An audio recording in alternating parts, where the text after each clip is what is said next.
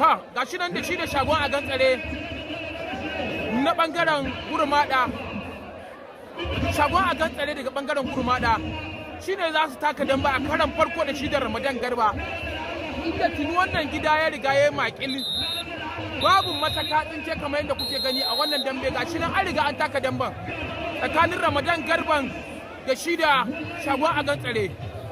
To gashi nan dai Ramadan din ya taka wannan dambe, muna iya cewa muna yi masa addu'a da fatan alkhairi akan mu ga yadda zai yi wannan wasa lafiya. Ya gama gashi nan dai shagon a gantsaren ya kai duka, amma Ramadan din har yanzu bai naushi ba. Gashi nan dai kowa ya zuba ido ya ga naushin da zai Ramadan Garba. To ga damban nan dai Ramadan Garban, a'a har yanzu Ramadan din bai buga ba. Gashi nan dai shago a gantsare shi ne daga bangaren kudu ma da damba na kudi, a'a Ramadan din yayi naushi, amma dan karamin naushi zamu iya cewa wanda har yanzu bai nausa mun gani ba. To gashi nan dai damban tsakanin shago a gantsare ne daga bangaren gurmada da kuma Ramadan Garba. Kowa na jiran ya ga yadda wannan damba zai kasance, shin Ramadan din ya dawo ko bai dawo ba. To muna masa fatan alkhairi da fatan cewa lafiya ta samu ya ci gaba da taka wasa, saboda dan damba ne wanda muna iya cewa yana ɗaya daga cikin shahararrun yan damba da aka yi a faɗin duniya ma waɗanda suke da jama'a masoya.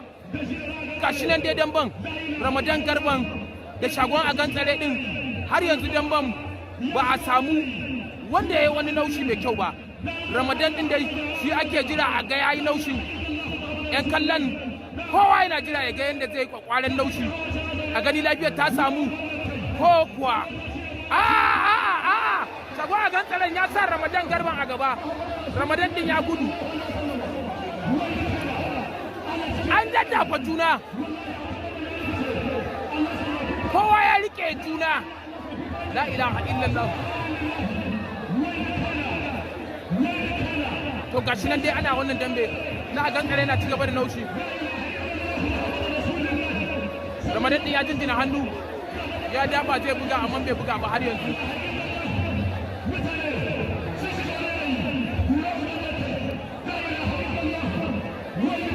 Har yanzu ana jiran a ga naushin Ramadan din.